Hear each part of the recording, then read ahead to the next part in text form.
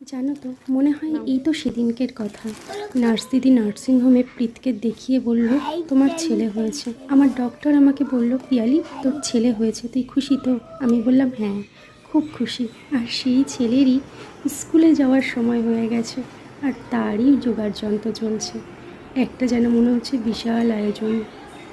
নতুন ব্যাগ, নতুন ড্রেস, নতুন বই, ওর সাথে সাথে কিছুটা নিজের ছোটোবেলা মনে পড়ে যাচ্ছে।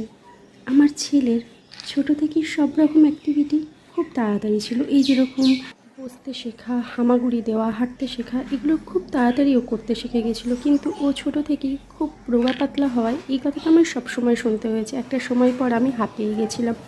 কিন্তু আরেকটা সমস্যা যোগ হলো যখন ওর 2 বছর বয়স হলো। আমার ছেলের কথাগুলো তখনও অস্পষ্ট এবং বেশিরভাগ কথাই ওর এখনও ফোটেনি, কিন্তু ও কথা বলতে চেষ্টা করতো এবং কিছু কিছু ছোট ছোট ওয়ার্ড বলতো। কিন্তু পার্শ্ববর্তী লোকজন এখনও কথা বলে না, কথা বলতে এত লেট করছে, এক্সেট্রা এক্সেট্রা। কিন্তু বিশ্বাস করো, আমি কখনো এই ব্যাপারে পাজলড হইনি। এখন তার মুখ দিয়ে তো ফুলঝুরি ফুটে যাচ্ছে। তার প্রশ্নের উত্তর দিতে দিতেই আমরা সারাদিন পাগল হয়ে যাচ্ছি। এই ছেলে আমার ভীষণ দুষ্টু, খুব ছটপটে, কখনো তাকে এক জায়গায় স্থির রাখা যায় না।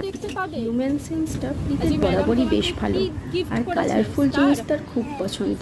তার মধ্যে সব থেকে বেশি প্রিয় জিনিস হলো গাড়ি।